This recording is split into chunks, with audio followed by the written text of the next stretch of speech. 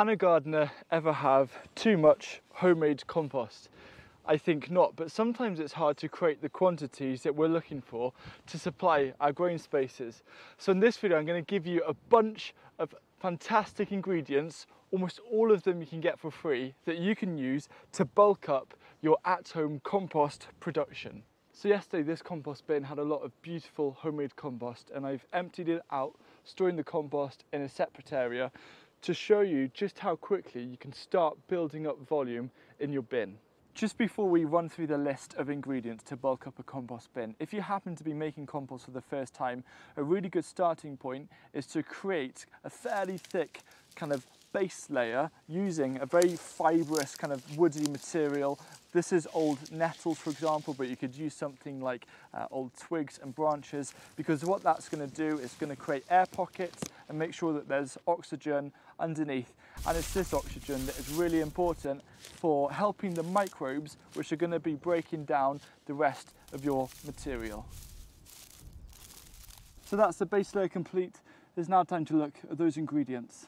To kick it off is old or spent compost that you've got left over from the previous growing season, where you've grown a lot of crops, so it might not have too much fertility, but you can actually recharge this by putting it back into the composting process. Spent compost can also include module tray leftovers from last year, and also hanging baskets. The next ingredient is wool, specifically the wool that comes in packaging, usually to insulate cold food when you're buying it online and it gets delivered.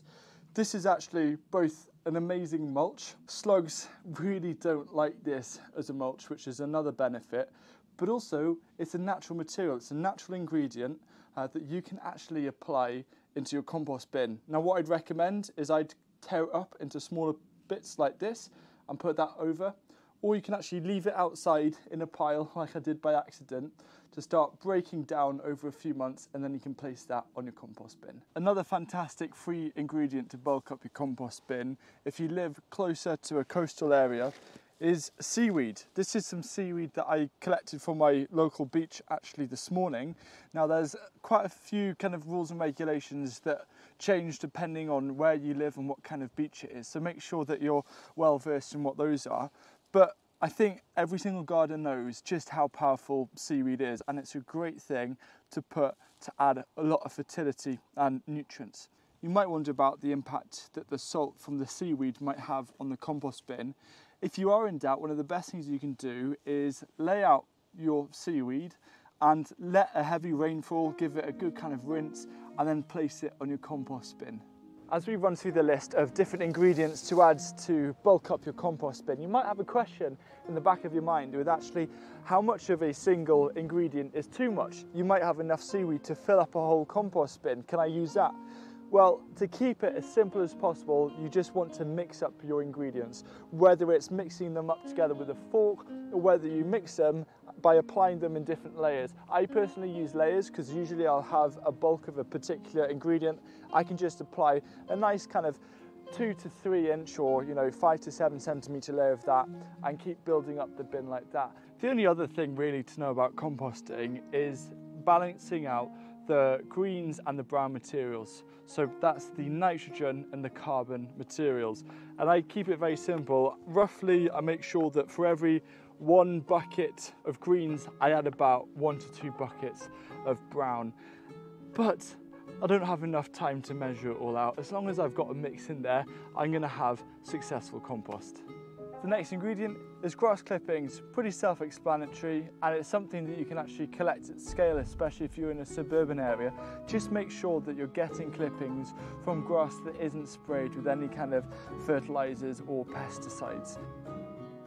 Perhaps the bulking ingredient that excites me the most out of the list is actually decomposed wood chip.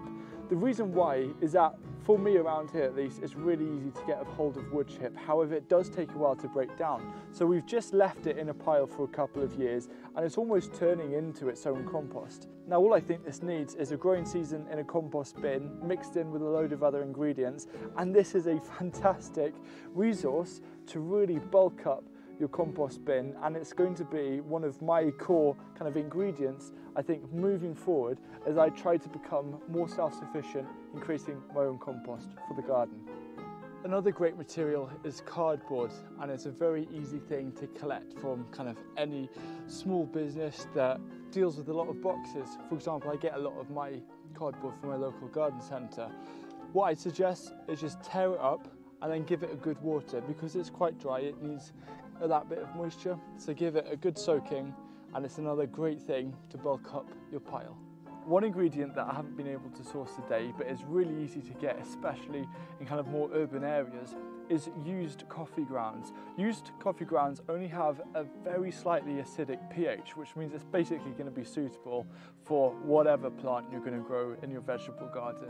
It's also seen to have quite a high nitrogen content, so it's considered a green material, and it's also apparently really good for microbial activity. And the other night I was reading an article by Oregon State University that actually suggested a compost recipe in layers of a third used coffee grounds, a third dried leaves, and a third grass clippings.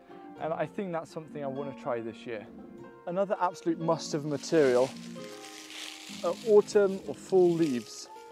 Now, obviously, these are mostly going to be in abundance during autumn, but what you can do is you can collect as many as you possibly can during that time and bag them up.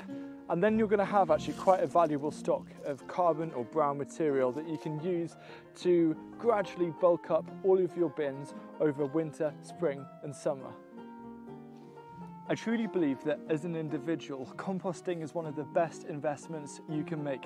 Forget investing in the stock market. Creating your own highly valuable homemade compost is one of the most valuable things you can do.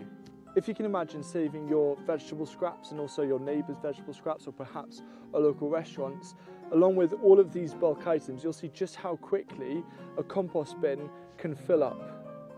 If you're looking to increase the potential and productivity of your garden, tomorrow my new book, The Vegetable Grower's Handbook, is being published. It is all about finding ways of making your garden more productive, and the biggest chapter within it is about soil health and compost. So hot composting, chicken composting, how to make your own microbial amendments to speed up your composting process. All of this is available. So if you found this video useful, please do pre-order a copy of that book. I promise there's going to be something in there that you're going to learn. And whilst you're waiting, watch this video here about why chop and drop is another core tool to use in your garden to improve soil health alongside making your own compost.